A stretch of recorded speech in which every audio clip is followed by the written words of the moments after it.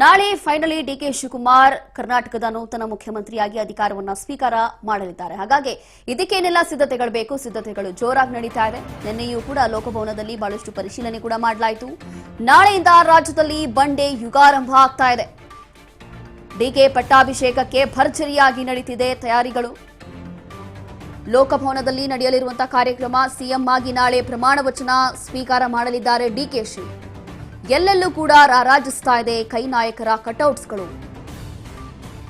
ರಸ್ತೆಯ ಇಕ್ಕಲಗಳಲ್ಲಿ ಶುಭ ಕೋರುವ ಬಂಟಿಂಗ್ಗಳು ಎಲ್ಲವೂ ಕೂಡ ಈಗ ಹಾಕಲಾಗ್ತಾ ಇದೆ. ರಾಹುಲ್, ಪ್ರಿಯಾಂಕ್ ಖರ್ಗೆ, ಡಿಕೆಶಿ, ಸಿದ್ದು ಫ್ಲೆಕ್ಸ್ಗಳು ಎಲ್ಲೆಯೂ ಕೂಡ ರಾರಾಜಿಸ್ತಾ ಇದೆ.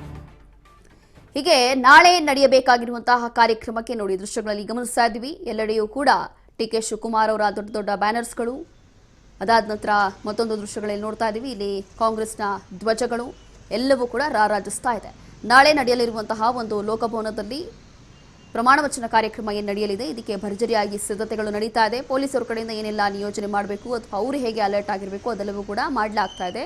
ನಿನ್ನೆಯೂ ಕೂಡ ಡಿಕೆ ಸುರೇಶ್ ಹೋಗಿ ಲೋಕಭವನದಲ್ಲಿ ಒಂದಷ್ಟು ಪರಿಶೀಲನೆ ಕೂಡ ಮಾಡಿ ಬಂದಿದ್ರು. ಅಂದರೆ ಹೇಗೆಲ್ಲ ತಯಾರಿ ಆಗ್ತಾ ಇದೆ, ಯಾವುದು ಕೂಡ ಅಡ್ಡಿ ಆಗಬಾರ್ದು, ಯಾವುದು ಕೂಡ ಸಮಸ್ಯೆ ಆಗಬಾರ್ದು ಅಂತ ಹೇಳಿ ಎಲ್ಲವೂ ಕೂಡ ತಯಾರಿ ಮಾಡಲಾಗ್ತಾ ಇದೆ. ಪೊಲೀಸರ ಜೊತೆ ಕೂಡ ನಿನ್ನೆ ಡಿಕೆ ಸುರೇಶ್ ಕೂಡ ಮಾತನಾಡಿದ್ರು. ಅದಾದ ನಂತರ ಈಗ ನೋಡ್ತಾ ಇದ್ದೀವಿ, ಹೀಗೆ ಪ್ರಿಯಾಂಕ್ ಖರ್ಗೆ ಅವರಿರುವಂತಹ ಫೋಟೋಸ್ಗಳಿರ್ಬೋದು, ರಾಹುಲ್ ಗಾಂಧಿ ಅವರಿರುವಂತಹ ಬ್ಯಾನರ್ಸ್ಗಳು, ಅಥವಾ ಡಿಕೆ ಶಿವಕುಮಾರ್, ಡಿಕೆ ಸುರೇಶ್ ಎಲ್ಲರೂ ಕೂಡ ಕಾಂಗ್ರೆಸ್ನ ಒಂದಷ್ಟು ಘಟಾನುಘಟಿ ನಾಯಕರು ಇರುವಂತಹ ದೊಡ್ಡ ದೊಡ್ಡ ಬ್ಯಾನರ್ಸ್ಗಳು ಎಲ್ಲವೂ ಕೂಡ ಕಟೌಟ್ಸ್ಗಳು ಎಲ್ಲೆಯೂ ಕೂಡ ಈಗ ರಾರಾಜಿಸ್ತಾ ಇದೆ. ದೃಶ್ಯಗಳಲ್ಲಿ ಗಮನಿಸ್ತಾ ಇದ್ದೀವಿ.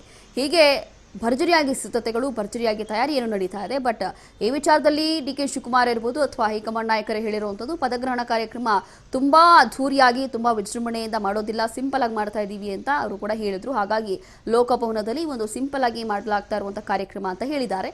ಬಟ್ ಈಗ ಸದ್ಯಕ್ಕೆ ದೃಶ್ಯಗಳಲ್ಲಿ ಗಮನಿಸ್ತಾ ಇದ್ದೀವಿ, ಎಲ್ಲೆಡೆಯೂ ಕೂಡ ಈ ರೀತಿಯಾಗಿ ಕಟೌಟ್ಸ್ಗಳು, ಬ್ಯಾನರ್ಗಳು ಎಲ್ಲವೂ ಕೂಡ ರಾರಾಜಿಸ್ತಾ ಇದೆ. ಫೈನಲಿ ಇಷ್ಟು ವರ್ಷದ ಪ್ರಾರ್ಥನೆ ಅಥವಾ ಪಕ್ಷಕ್ಕೋಸ್ಕರ ಮಾಡಿರುವಂಥ ಒಂದು ಕೆಲಸ ಇರ್ಬೋದು ಅಥವಾ ಪಕ್ಷ ಸಂಘಟನೆ ಇರ್ಬೋದು, ಎಲ್ಲವೂ ಕೂಡ ಇಷ್ಟು ವರ್ಷ ಆದ ನಂತರ ಫೈನಲಿ ಪ್ರತಿಫಲ ಕೊಡ್ತಾ ಇದೆ. ಇಷ್ಟು ವರ್ಷ ಕಾದ ನಂತರ, ಇಷ್ಟೆಲ್ಲ ಸರ್ಕಸ್ ಆದ ನಂತರ ಫೈನಲಿ ನಾಳೆ ಡಿಕೆ ಶಿವಕುಮಾರ್ ಸಿಎಂ ಆಗಿ ಅಧಿಕಾರವನ್ನು ಸ್ವೀಕಾರ ಮಾಡಲಿದ್ದಾರೆ. ನಾಳೆಯಿಂದ ನಮ್ಮ ಕರ್ನಾಟಕ ರಾಜ್ಯಕ್ಕೆ ನೂತನ ಮುಖ್ಯಮಂತ್ರಿಯಾಗಿ ಡಿಕೆ ಶಿವಕುಮಾರ್ ಅಧಿಕಾರವನ್ನು ಸ್ವೀಕಾರ ಮಾಡಲಿದ್ದಾರೆ. ಹಾಗಾಗಿ ಇದಕ್ಕೆ ಬೇಕಾಗಿರುವಂತಹ ಸಿದ್ಧತೆಗಳು ಕೂಡ ಭರ್ಜರಿಯಾಗಿ ನಡೀತಾ ಇದೆ.